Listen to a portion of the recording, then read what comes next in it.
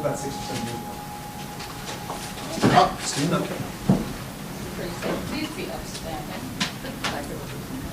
Bernie, would you lead us in the Pledge of Allegiance?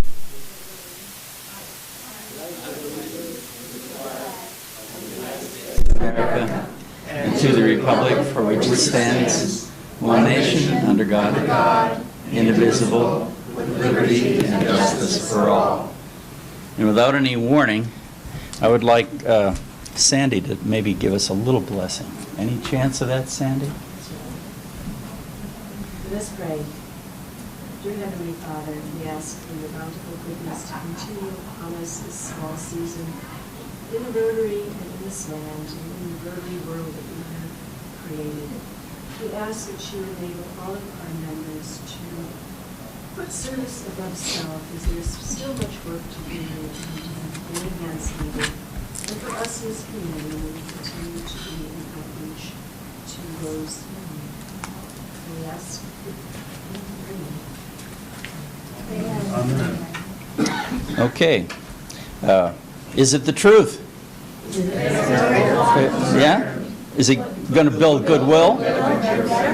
Yeah? What about beneficial to all concerned? Thank you. Go ahead and sit down. I try 4 words. I can only remember 4 words. Remember, old hockey player.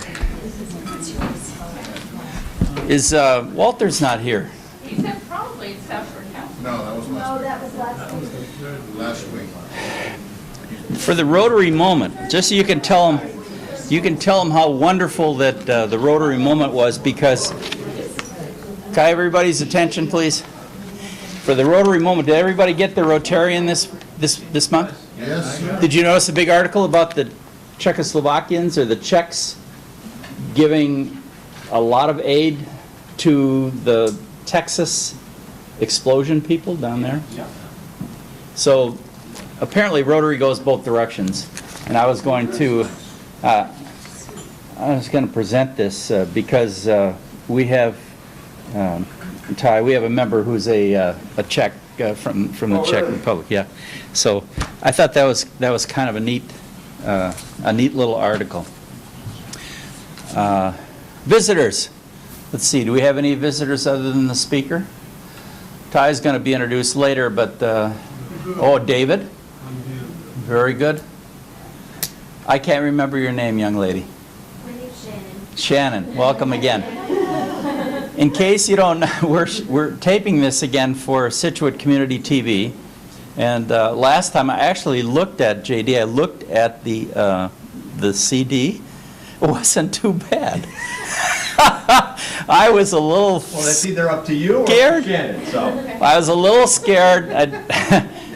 What I asked her to do tonight is to turn this thing a little bit. If someone's standing up and talking about something, she'll turn it toward you. And I apologize in advance on another subject. My hay fever is really bothering me tonight, so it's not your heartfelt stories that are causing my eyes to run tonight. It's my hay fever. Okay? Let's see, training. Grants. We're in the process of putting in 2 grants, one for the dinners, community dinners. And I got an action item from Janet tonight to get a support letter. I think, Joe, yours is in. Yes. You've got a support letter from Raza. You got an email or something from Raza that's attached. So you should be done. Done. Except for our little additional MOU that we seem to have lost that district that we're working on again. I have been in contact with the chairperson Of the committee? of the committee. Yeah. And she seemed to think that it was okay. We're all right? Yeah? You mean Grant. your application? Yeah. It's complete, okay. So we'll work some more on that. Janet, you're around for a few days? Joan has given me tonight her final version. You need to look at it, but you need to sign it. She's requested a letter from the senior center. I've requested a letter from the food pantry in Scituate. We have not approached Marshfield. We probably can get away with it with just 2 letters, but if you can get anything from Marshfield, that would be helpful. Can you give me a copy of what Joan gave you, and then I'll use that as a model for the people? Absolutely, you have to sign it. Hmm? Absolutely, you have to sign it. Yeah, I mean a copy maybe. Oh, she gave you a copy. Did you? Okay. Well, then you mean your support letter of the grant application or the support letter from The the? grant application is what she gave you. Well, I gave you. What I'm looking for is the letter from. Yeah, well, I just We told her haven't today. gotten it yet. I just told her today. Okay, it explains pretty clearly what needs to be in the letter. Draft the letter. Yeah, I can get Carol to do it. I was just over talking to her today. That's as long as I'm talking about it, I went over to the Council on Aging in Marshfield today. They want to do a lunch on a Saturday, maybe during the winter, not a dinner because it's too late, too dark, too cold. And so that's the good news. The other good news is they have one heck of a kitchen. Let me tell you, that kitchen we were in at the church is great. This is wonderful. I mean, it's brand new. It's got big, huge convection oven and a regular oven, 6-burner stove, walk-in refrigerator and freezer. It's huge. It's a great facility. It's really nice. Might be 100 people though if we advertise. We might have to restrict run a competition to see who gets a free lunch. Because there's no free lunch, right? Certainly will need a sign up for that event. Oh, she'll take care of all that. She said there is a sign up always, and that's how they'll deal with it. I told her I'd run a little polio 50-50 drawing, do a little gambling. She says, oh yeah, they always like that. That's good. So we'll do the best we can. Do you have some word on polio, how well we're doing? We've had about 3 events now. We had the dinner, we had 2, what do you call? Bernie has billed for $510 for 2 events. Yep. One event. The last event I have not filled out. Okay, the first event, he billed for $289. Second one will be billed for $221. And 85 of that is in. So please, write your checks to me. You can write them together, I don't care, 2 times 17. And write out a check for the Scituate Rotary Foundation, and that'll be your polio contribution. It is acceptable behavior to contribute even if you did not attend these meals. Bernie sent out, we sent out a bill, right? Last month. I sent out He a did the bill. first event. I sent out a bill for $0 because it's charity money. I cannot bill that money. Oh, In the email that accompanied that bill, I requested for the people that were there that they send a check to Janet okay. with the correct amount. The community dinner, if you went to a $1 million meal, or if you didn't go to a $1 million meal, we've had 2, they're $17 each.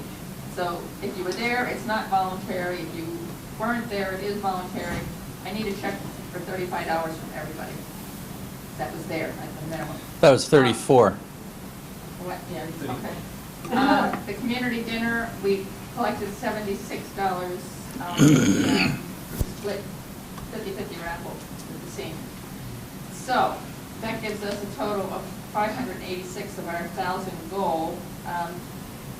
At least one person in the club is contributing $10 a month, so you can add another 120 to that. The second person's not been clarified yet. We'll work on that. So I think we're going to hit the 500. We'll talk about that on the next week. We're having a club night, and we'll show people how easy that is to do. You just get on the website and hit the button for how much you want to have them take out each month, and it's really easy. So that's the preferred way. It's the least painful way to give money to things. And I'm doing both the polio and the foundation money that way. So I'm getting 120. Annual, yeah, your annual program fund, yeah. Okay, anything else on that subject? Okay. Any correspondence? I got a box of some kind from Lois. She was afraid to open it. I told her it's important for her to open up all of the boxes and the things, because it might be a dangerous thing. It might be something dangerous. She's gotten the notes in there. I'm not going to go through that because of time, but the notes for each week have been published in the Club Runner, I guess is the right way to say that. Yeah, they're. Oh, you gonna email them too? It's already emailed. Oh, okay. And they're good. They're good reports. They say who's there. I'm still concerned that more people are not at the meetings. When you're in town, I expect you to kind of be here. Otherwise, we'll cut back on the speakers. I hate to have a good turnout tonight, but I hate to have speakers come in and just talk to 8 or 9 people. It's not enough, and that's all that were there last week. Membership, we'll do the committee meetings next week. No, next week, is that right? Is it October next week? Yep. You're kidding me. Oh, Lord. The boat comes out on the 15th. I always go into depression. 15th, I take the boat out, depression. So if I'm not feeling well at the next meeting, after that, yeah. It was a great community meal. Kudos to everybody, Joe, Joan, everybody that really. That was super. Even his mother thought the meal was reasonably good. I love that lady. She was good. She says, "How come these people over here got dessert and I don't have dessert yet?" And I said, "Well, there was a mistake. They shouldn't have gotten the dessert." "Well, should we maybe take theirs back?" She was right on it. Yeah, right on it. So she. What was the attendance? 40 or 50. Is that right? Well, that proves. Expected, about what we expected? No, we give me from 50 on. That's a lot of chicken. It was really good. It was delicious. And I was going to even give. Now, here's another thing Walter should have been for the gravy. It was super. And I got nothing but great. And I told everybody it was low salt. It was pretty low salt. It was pretty good. Okay. We had some emails starting up about the giving trees today. Marshfield always leading the way. We've got our stores lined up, and I'm going to order the trees based on your. I was always going to order. I know I've got some. You got a pile of them, right? Yeah. Yeah, we got to just inventory what we need and then buy them. We'll do that in November. I also got a call today from, or I didn't get the call. I made the call, and the call was confirmed to Sanctuary in Marshfield relative to packaging on November 2nd. So that's pretty well in concrete now. We got $500 in our budget for food. That'll be our weekly meeting. No, it won't. Actually, the week before, we're going to have Candace talking about stuff on the 30th. So she'll be here. But we're going to go over there on the 2nd, which is a Saturday, and package meals, and we'll order some pizzas, pay for them and stuff. But I think you'll enjoy it. It's a lot of fun. And then if we do well at that, we'll gather some more money and do it again in the spring with Ryla, maybe if they want to do it again, Bernie. Maybe fun. Cancel the meeting after this. We could. Yeah, that's true. I've been trying to get the coordination with the programs guys, and right now heavily involved in that are Mike and Lucille. We are working very aggressively to get good speakers here. Today's news, and I talked to Lucille about it, Mike, it's news to you. Today's news is I spoke with, and are you going to talk to this, Sandy? Do you want to talk to this? We're talking about a trip over to Friendship Home. Remember we had a good speaker a while back? Yeah. So why don't you talk about what the options are, and then we'll do it. So, yeah, I am in touch with both Lauren Payne and Wilma of Friendship Home, which is a transition home for young, actually any age person that needs a place to be over weekends that parents can have weekend off. Usually special needs children or young kids. So they would love to have us come for lunch. And the students would put on a luncheon for us. They're called Bridge to Work. It teaches them how to be food service staff. So they like to have the public come in, and they like to serve the public. So I said we could do a Wednesday afternoon, about 11:30, have a tour of the Friendship Home in Norwell, have lunch, half hour for the students. Then they have a beautiful conference room that we could meet in the back of the conference room. So we will have 2 dates right now, October 9th, which is Wednesday, and October 23rd, and we're doing it especially for us. Normally they only do it open cafe the first Wednesday of the month. But maybe the 23rd would be good for everybody here because it's couple more weeks to juggle our speakers and to look at Maureen. So otherwise, November makes it a little tricky because November 9th is their Veterans Day luncheon and they don't have anybody else come, so we have to go later in November. Well, I'm a veteran. I'm a veteran. Yes, see, are you, of our services? No. Oh, well, that doesn't matter, an ally? Well, they can't take Yeah. anywhere. There you go. Anywhere. I think that, I vote for the, want to vote? Yeah, let's have a vote for what date, 9th or 23rd of this next coming month. 23rd? 23rd. I won't try to spin this at all. 9th? Anybody want the 9th? Then I would call. Just the and make those 23rd. arrangements, and what I would say is that we want to bring guests, because I told her we have 15 people around, and it's a suggested $5 donation. So just, they'll have a pass ahead, it's not mandatory. We can do better than that, yeah. That's what I think. Yeah. But I just wanted to let everybody know, and the kids will be so happy to see you. That's wonderful. Okay, thank you.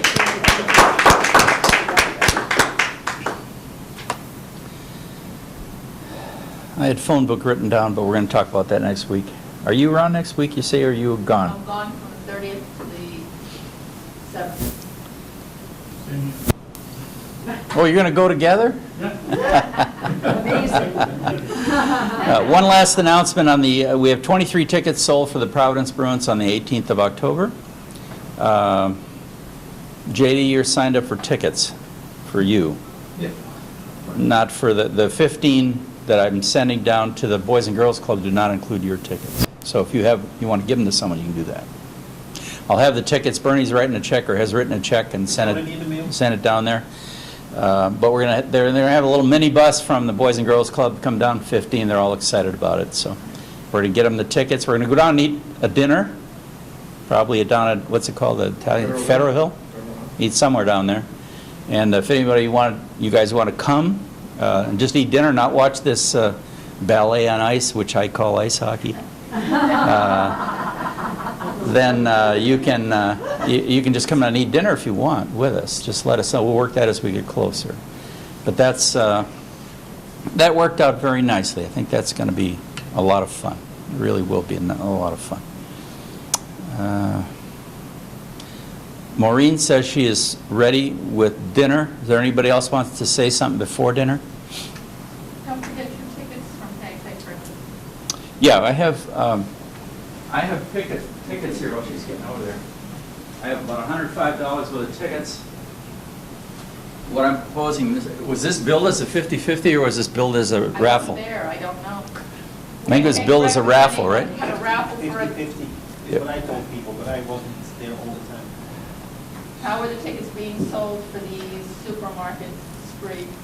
Very discreetly, Janice just said what, Janice was in charge of saying how much it was, but whatever was raised would go To the raffle? So I would just say, it's only 105, and I would say pay out $100. Okay, anybody disagree with that? All in favor? Let's go with that then.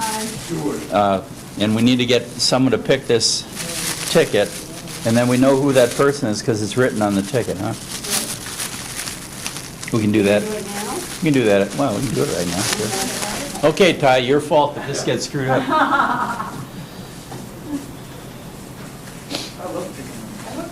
I know. The task is going to be whether I can see with my You got the ask it. terrible eyes.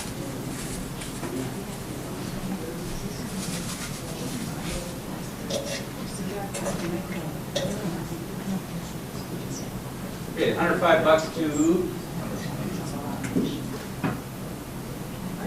ticket.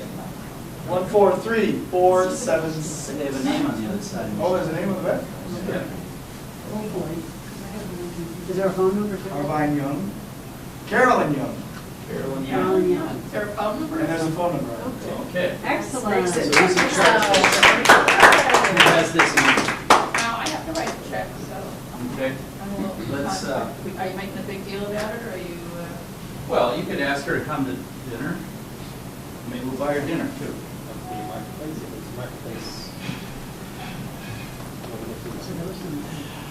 Janet, that might be nice to have her come to.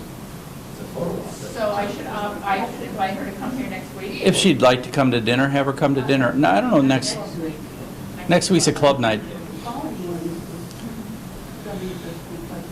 I guess we can't make these kind of decisions because we haven't eaten dinner. Yeah. So, Ty, as a guest, then you got to speak. We're going to feed you, but you got to talk first, so you got to lead us up there. Okay. Ty is a commander in the Navy Reserve and has an interesting background as a young man from Northern California who enlisted in the Navy and then ended up going and graduating from the Naval Academy.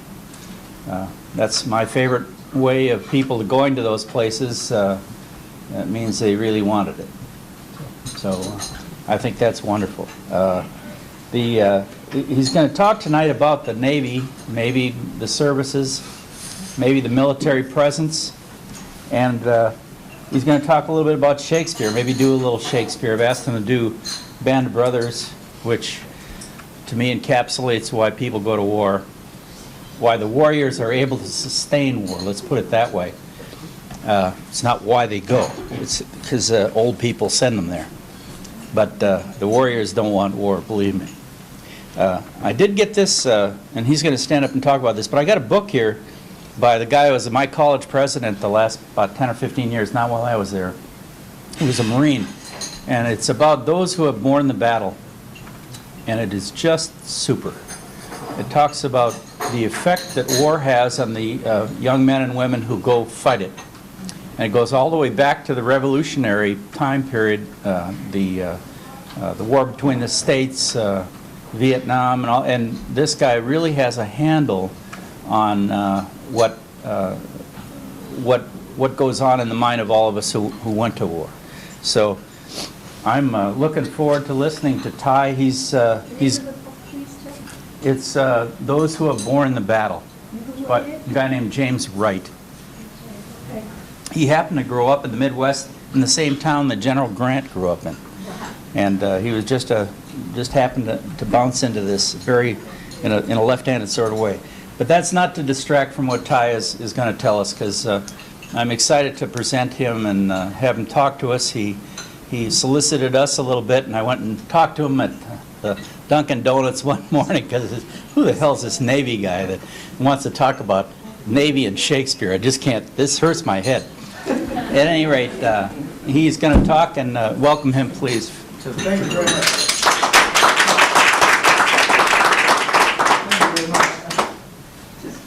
I'm trying to move around too much. Shannon's over there, she's been trying to follow me around. Thank you so much for having me. I am a Navy commander in the Reserve Force, which is how I'm able to do not only the Navy, but run a Shakespearean theater company as well. As Jack said, I enlisted when I was 18. I went to the Naval Academy. And after 5 years on active duty, I resigned my active duty commission to go and get my Master's of Fine Arts in acting at Penn State. When I graduated there in 2002, my very first professional gig as a professional actor was with a traveling Shakespeare theater company where I met my wife, and less than a year later, we formed our own theater company, and we've been doing it ever since. For the last 10 years plus. We just had our 10-year anniversary a couple weeks ago. We've traveled all around the country. We've performed in 25 different states, 6 foreign countries, the last of which being Afghanistan, believe it or not, when I was deployed with the Navy to support Operation Enduring Freedom. I was assigned to ISAF HQ, the headquarters there in Kabul, the capital city of Afghanistan, where I served alongside General Petraeus and General Allen after him. And while I was there, it was during the summertime, and my wife was here back on the Cape doing 2 one-woman shows on Cape Cod and Wellfleet, and I thought I needed to add to the karmic energy of the universe. So I went to the Morale and Welfare Association, and I said, yeah, I can do Shakespeare. And so the gentleman was like, oh, we would love that. And so we did a one-man Hamlet for my military brothers and sisters, 4 deployed, that were assigned not only to ISAF HQ, but Camp Eggers down the road. the U.S. Embassy, and the New Cabo compound, which were all co-located there in the green zone.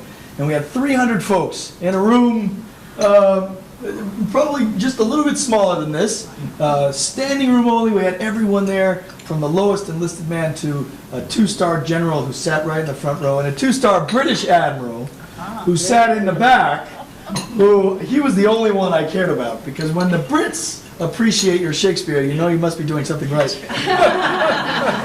But we had 12 countries represented, all of our military brothers and sisters, part of the coalition there, the NATO coalition, and it was a blast. So much so that we did another show called Shakespeare on Demand a couple months later. And the only pictures I have of me in Afghanistan are me on stage doing Shakespeare for my military brothers and sisters. So it is quite an interesting combination of things. As I tell folks, that whole Naval Academy graduate, Afghanistan veteran, Shakespearean actor niche, I've got it all wrapped up. I'm the one and only. I'm like a walking Dr. Pepper commercial. But I want to talk to you guys a little bit about the United States Navy, because that's why I'm here. That's why I'm in this uniform tonight. They are paying my salary. Well, that's not true. The Navy's not paying me. You're paying me, which is one of the reasons why I'm here, because it's your Navy. One of the things that we forget is that the Navy is a publicly funded institution. You pay for our ships. You buy our weapons. You outfit our men and women. We serve you. The men and women who serve on active duty and in the reserves today, they serve you. And I love talking to groups like you, because you folks understand service above self. The young men and women who serve and wear this uniform today, they understand that more than I think any other folks in the country. And it's a small group that does it. Of the 300 or so million people that populate the United States, 1 million serve in the United States military. That's 1%, if you do the math. That's a tiny, tiny percent. And one of the reasons that my office exists, one of the reasons why I have the job that I have within the Navy Reserve, which is the Navy's Office of Community Outreach, is for the purpose that we're losing our connection with the military. There was a time in the nation's history, and Jack has that book which talks about it, when everybody knew somebody that served in the United States military. Everybody was touched by war. World War II, Korea, Vietnam, when we still had the draft, they were yanking people away, brothers, sisters, cousins, uncles, and sending them off to foreign lands, and everybody was touched by those conflicts. Nowadays, not so much. I tell the story, I spoke at a middle school on Cape Cod in Orleans. They were studying Afghanistan in their social studies class, and I came in on one particular day and I talked to 200 sixth graders who, about 11, 12 years old, so they'd been alive, most of them born after 2001, September 11th, which propelled us into these decade-long conflicts in Iraq and Afghanistan. And as I talked to these kids, I was amazed to find out that none of them had ever met, spoken with, or interacted with someone in a military uniform. And I was floored. And that's just wrong. Our other service industries, it's easy to pull a squad car up to the middle school, the high school, let the kids get in there, turn on the siren, pull a fire truck up, they can drive it, right? Paramedics, doctors, whatever. It's really hard to pull a destroyer up to Scituate High School and let the kids walk around and talk to the sailors who man that ship.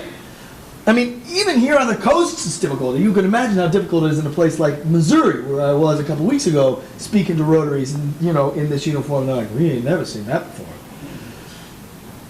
But we're there. They're there. The men and women who wear this uniform are on watch, on station, 365 days a year, 24 hours a day, 7 days a week.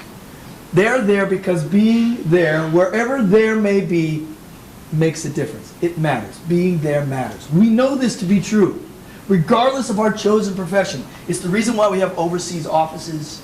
It's the reason why we have international communication with our business partners in other parts of the world, because being there makes a difference. It matters. And not just for putting bombs on target. When things go bad, when tsunamis hit Japan, hurricanes hit Haiti, The first people on station are those men and women on U.S. Navy ships, because we've got them out there ready to respond at a moment's notice, and we park those ships off the coast, and we are ready to provide aid, shelter, food, clothing to those displaced persons. And we hold down the fort until the USNS Comfort or the USNS Mercy, the hospital ships that are under our employ, can arrive and now can provide that medical services that those folks desperately need. When people decide they're going to run drugs from South America up to our coasts, the Navy is there in conjunction with our Coast Guard. But the Navy is there to dissuade those folks from bringing those illegal drugs onto our shores. When despots decide that they're going to take an international body of water and turn it into their own personal tariff zone, you know, it's so funny because when I talk to kids, I tell them piracy still exists. Of course, their idea of pirates is, you know, Jack Sparrow, and the Black Pearl, right? Dreadlocks and, you know, eye black. But I say piracy still exists. There are people out there who would take what is an international body of water and turn it into their own personal swimming pool and then charge you to swim in it. The reason we pay what we pay for those products that are on our shelves here in the United States is because we have free trade. And the reason we have free trade is because we park our battle groups, that aircraft carrier and its associated destroyers and submarines and everything else, off the coast of those choke points, and we say, go ahead, try to stop us from putting those goods through this strait, that strait, and the other strait. And the people who man those ships, the people who fly those planes, are men and women, well, I can't even say like me anymore because I've passed the age of being one of them. The majority of the people who make up our military service today are between the ages of 18 and 25 years old. They're just kids. But if you do the math, and you take their ages and you compare it to how long we've been at war, this is the thing that amazed me the most about the kids that I met in Afghanistan, is that when they walked into that recruiting office and they raised their right hand and swore to defend the Constitution, they knew exactly where they were going. They were going away from their families, away from their country, and they were going to go to Iraq or Afghanistan, and probably multiple times. See, this is the thing about the active duty service. They have what's called a 1-to-1 dwell ratio. For every 1 day that you spend in a hostile environment, you get 1 day at home with your family. So 1 year over, 1 year back. And then the military can yank you and send you back. I met people who had been to Iraq twice, Afghanistan 3 times. I met one young kid who wasn't going to meet his daughter until she was 7 months old, because he had come home and now he had to go back again. And that's the thing that amazed me the most about the men and women who wear this uniform, is that they understand service above self. They understand what it means to be part of something greater than they are individually. They walk into that recruiting office and they want to become part of that tradition, that history that has existed for 200-something years and will exist for 200 more.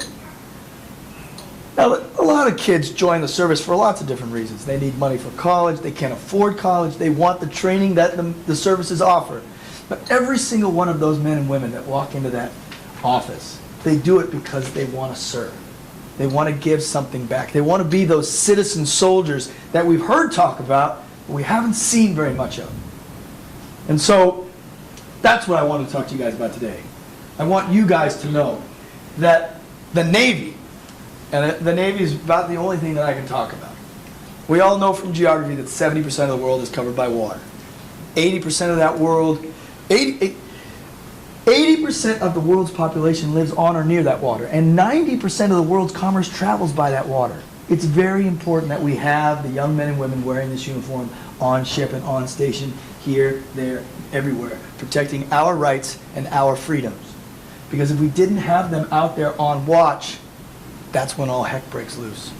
That's when the despots of the world decide they're going to release chemical weapons on their own peoples. And we park our battle groups off their coast and say, go ahead, try that again and see what happens. And again, it's not all about putting bombs on target. It's about protecting the innocents who cannot protect themselves. So that's what I wanted to talk to you about today, the Navy. We can talk to you about other stuff. I mean, I know Jack wanted to see how the Navy and Shakespeare kind of comes together. So I thought I'd do a little bit of Shakespeare for you guys. Because there's one particular passage that I like. I know Jack loves it. It's called the Band of Brothers speech, which comes from a play called Henry V, which is named for that king who reigned in England from 1413 until 1422. He died very young. But during that time, he tried to reunite the kingdoms of England and France under a single monarch himself.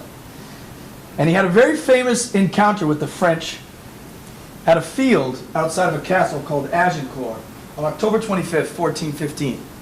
Now, October 25th just happens to be the feast day of St. Crispin and St. Crispian, twin brothers, both saints. Imagine how proud their mother must be. They are, believe it or not, the patron saints of shoemakers. One for the right foot, one for the left foot. Now, Crispin's Day, this speech, everyone knows it. Some people know it as Band of Brothers because of the very famous miniseries produced by Steven Spielberg and Tom Hanks about the greatest generation, the men and women who went over to Europe for World War II. Band of Brothers, but also the Crispin's Day speech. But what we may not know is what leads up to the Crispin's Day speech. See, Henry took his men over 1415, and they laid siege to a castle at Harfleur. Now, I don't know if anyone's ever stood outside of a castle before, but it's tough to take a castle. When you stand at the base of a castle and you think, how do people on the outside get on the inside? Those walls are huge and they're thick. Well, what you do is you try to blow a hole in the wall of the castle. It's called a breach. And then you send your men from the outside through the breach to the inside. Now, you can imagine in such a situation, who would hold the advantage? The people on the inside just sit there, wait for you to come through the hole, and shoot you down with their arrows one at a time. And this isn't like the video games. When you take an arrow to the chest and you fall, you pile on top of, so that eventually that hole that you blew in the wall is no longer there, having been filled in by the bodies of your men. So when Henry says, once more unto the breach, dear friends, once more, or close the wall up with our English dead, that's what he's talking about. He's talking about, I want you to keep going through that hole until literally it no longer exists because we have so many dead bodies piled on top of each other. That's a tough sell for any military commander. But it takes a while to take a castle. In the old days, famine was your greatest asset. Because what you would do is you would cut off the supply lines to the castle and you would starve them out, literally, till they could not sustain themselves anymore, and they would raise the white flag and say, all right, we give up. And they'd open the doors and you'd march right in. Well, that takes a long time. Now, of course, they're sleeping inside the castle, under covers, probably.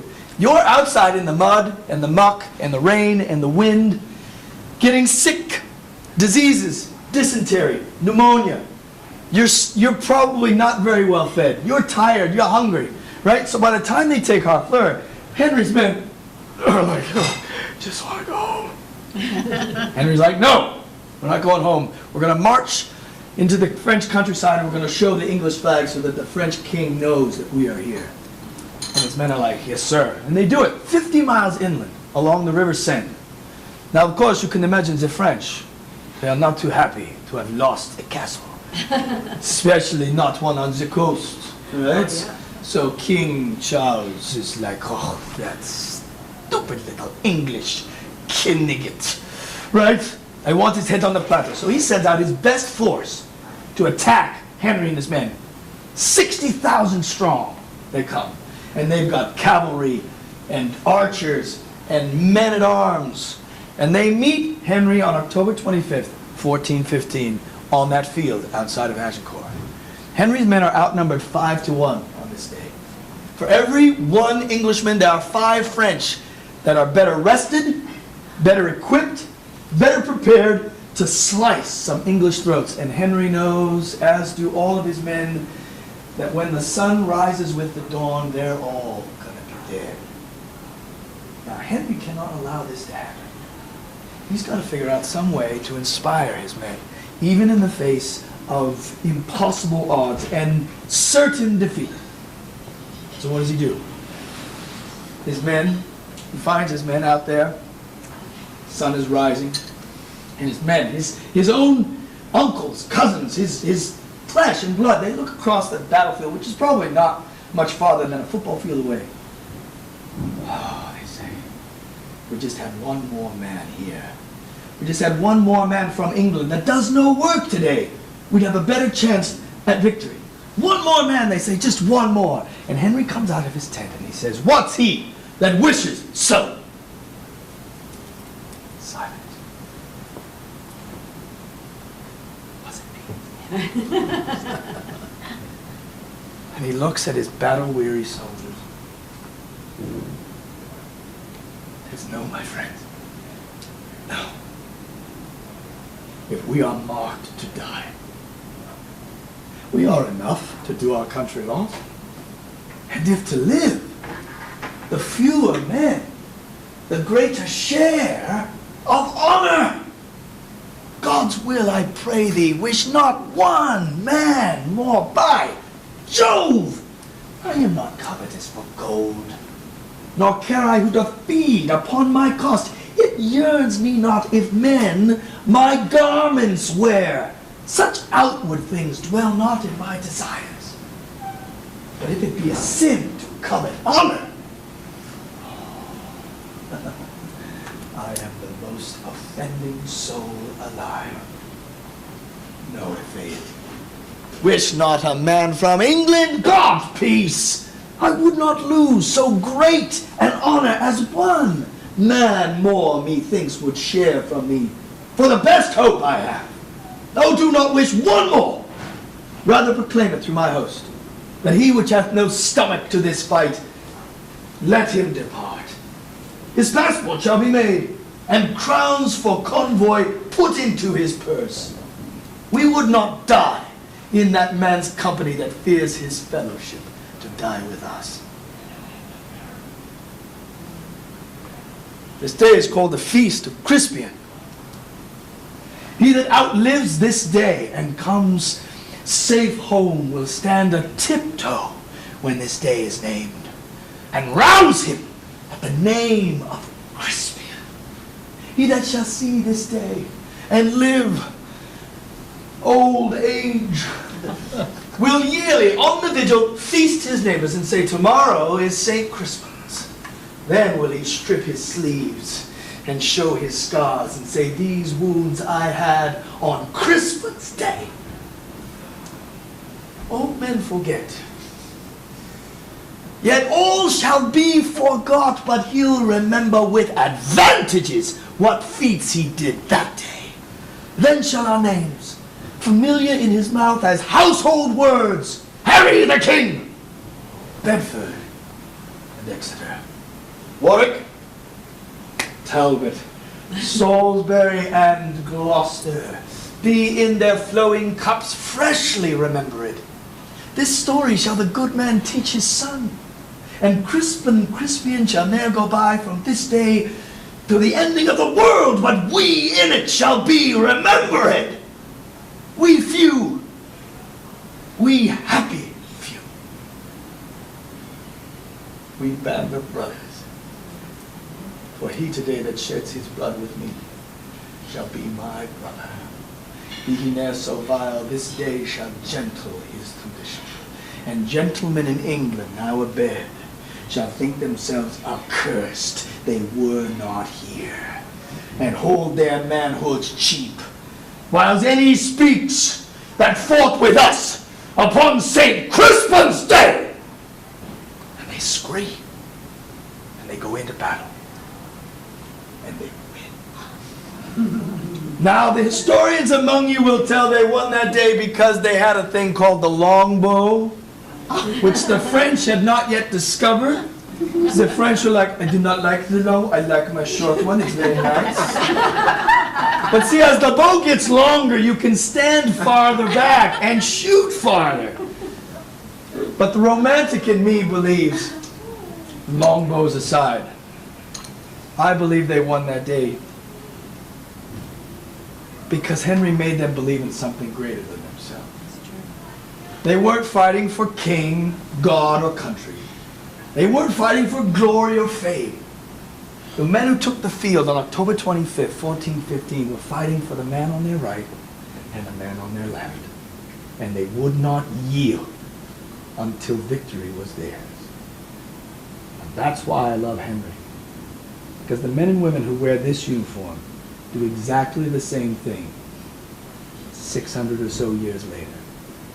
The men and women who serve in your United States Navy, they serve for the man on their right, well, now the man or woman on their right and the man or woman on their left. And they will not yield until peace reigns supreme on all 7 oceans. And that is a little bit of how Shakespeare and the Navy come together.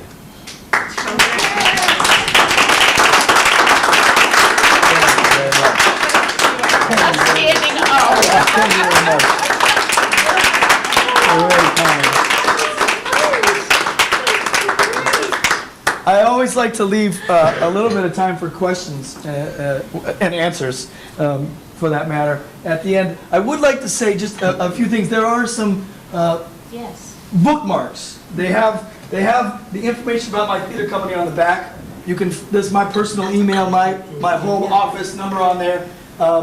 My wife and I, we do fundraisers for Rotaries from time to time. We perform at any age level. We perform for kids as young as 3, kids as old as 93, and everyone in between. But I would like to personally invite any and all of you. Next week is a very special week for me because I'm doing my one-man Macbeth at the Emerson Y. That's right, one guy. I'm going to do the whole play in about 90 minutes. Complete. I cut my own head off at the end. It's very cool. But we're doing it for 3 weeks. The first 3 weeks in October, Thursday, Friday, Saturday night at 7:30. $15 tickets. But next week is especially important because I am the new drama director at Scituate High School. And next week, all ticket proceeds will go to the kids in Scituate Drama to help pay for lights, props, costumes, and anything else they may need to put on Dirty Rotten Scoundrels in November for the Scituate community. So if you know anyone that would like to see some Shakespeare, this is the time. Please tell them Thursday, Friday, Saturday night at 7:30 at the Emerson Y, which is right next to the Hanover Mall, right there. A one-man Macbeth, because if you've never seen a one-man Macbeth, come on, you've got to see that. I know that's on people's bucket lists, right? It's cool. And what better way to kick off the month of Halloween than with witches and ghosts and prophecies and blood? It's cool. So please, I would invite any and all of you to come out and support not only Night Horse but Scituate Drama. Yes. So, can you do a little Lady Macbeth for us? Lady Macbeth. I can do Lady Macbeth. You know, I did a piece for. I was talking to the kids today because a lot of the kids, the young kids, they didn't know about the curse that comes with Macbeth. You're not allowed to speak the name of that play in a theatrical space. If you do, you have to go outside, spin around 3 times, spit, and ask to be let back in. It's very true. Because the play deals with lots of nasty stuff. Lady Macbeth is one of the nastiest characters in all of Shakespeare. She's right up there with Iago and, well, Iago. But I talked to them specifically about one particular line that I like that kind of encapsulates for me who Lady Macbeth is. Lady Macbeth and her husband, Macbeth gets this prophecy that he's going to be king. Now, in order for he to ascend the throne, Duncan, the current guy sitting on the throne, has to die. Or, this is the big or, be killed. Very different things. And of course, who's going to have to do the killing? It's not going to be Lady Macbeth, because girls don't kill people. Girls get boys to kill people for them. And so, they have made a pact, she and her husband, that when the king comes to dinner, after he goes to bed, Macbeth's going to walk up the stairs and slice up the old fart. Now, Macbeth doesn't think this is a good idea, because you don't just kill a king. King is God on earth. This is, not only is he an innocent man, he's the best man by definition. And so he decides he's not going to go through with it. So Lady Macbeth, she lets him have it. Was the hope drunk wherein you dressed yourself? Hath it slept since and wakes it now to look so green and pale at what it did so freely from this time, such I account thy love? Art thou afeard to be the same in thine own act and valor as thou art in desire? Wouldst thou have that which thou esteemest the ornament of life, and live a coward in thine own esteem, letting I dare not wait upon I would, like the poor cat in the attic. So she attacks, literally attacks his manhood, right? She's saying, come on, grow up here, buddy. But then she's going to attack his honor, and she pulls out one of the nastiest images in all of Shakespeare. When she says to him, again, keeping in mind that they've made this pact, man and woman, man and wife, she looks right at him when he says, I can't go through it. She says, I have given suck, and know how tender 'tis to love the babe that milks me. I would, while it was smiling in my face, have plucked my nipple from its boneless gums and dashed the brains out, and I so sworn as you have done to this. I mean, who says that? Who even thinks that? Let alone says it out loud to her husband? But this is the kind of woman that he's dealing with. The woman who would, if she had promised to murder her innocent child, she would, at that moment of most innocence. And we all know, right? I have a baby girl, right, who breastfeeds from her mama. There's no time. She is so sweet and so protected. And she would, at that most innocent moment, rip her nipple and crush its head if she had promised to do it. And that is when she's like, oh my goodness, what did I get myself into? But he does go through with it. He kills the king. And then he and his wife both realize that innocent blood is a lot harder to wash away than the blood of, as my son would say, bad guys. Easy to kill bad guys. When you start killing good guys, that's when it gets real messy. So that's a little bit from Macbeth.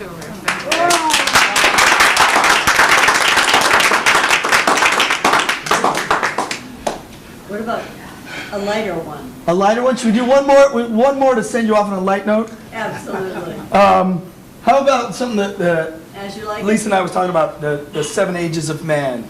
Comes from a play called As You Like It, which is great because it needs very little introduction.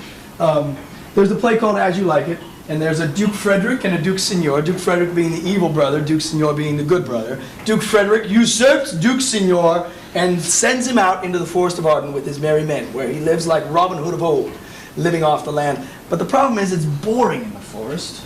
There's nothing to do. So they need entertainment, and there's a character by the name of Jaques, who is, well, Jaques is like, he's a melancholy malcontent.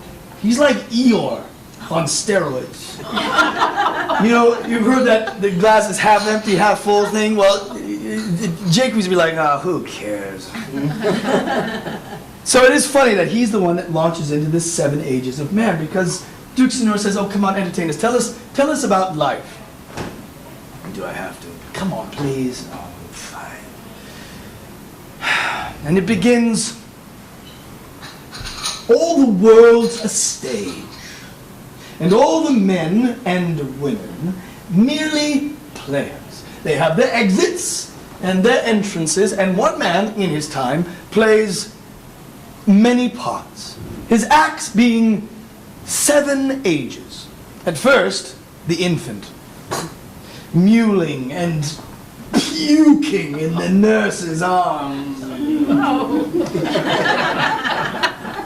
And then the whining schoolboy with satchel and shining morning face, creeping like snail unwillingly to school. And then the lover, sighing like furnace, with a woeful ballad made to his mistress' eyebrow. And then a soldier, full of strange oaths and bearded like the pard, jealous in honor, sudden and quick in quarrel, seeking the bubble reputation, even in the cannon's mouth.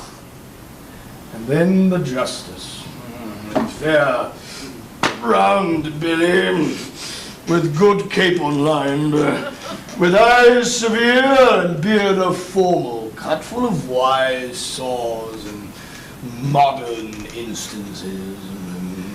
And so he plays his part.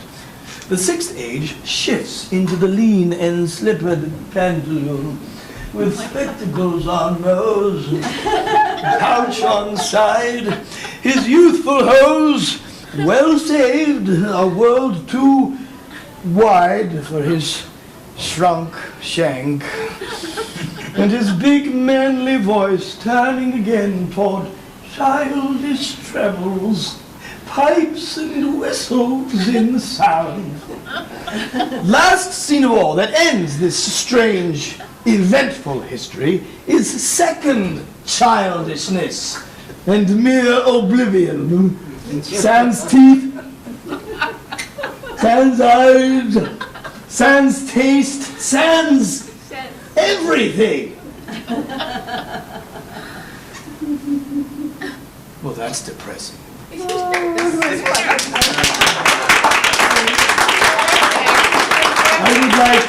would like to thank you all for having me tonight. Thank you to Jack, your illustrious president, for bringing me in. And please take one of my flyers. You guys are now part of the Nine Horse family. So if you guys would like to come out and see, certainly come out to see some of the shows at the Y. Macbeth is cool, and I would love to see some friendly, fun faces there. Thank you so much for having me. I think I'm a 6.5. My goal is to get back to the third grade. I didn't want to go all the way back. Anything before we close? Anyone else has an announcement? Anything from this table? Well, I want to thank Ty for coming and making an entertaining and educational evening. Terrific. When I read that passage again, I think I forgot quite a bit from my schooling in college. The perception that Shakespeare had about people who were not at the war was right on the money. Yeah. And I served in a very unpopular war, Vietnam. And believe me, the guys that were suffered most from that were the people that did not go. The people that over time suffered the most because they didn't put their nickel in and go. At least from my perspective. So King was probably right. And I do appreciate Ty for his presentation. Thank you.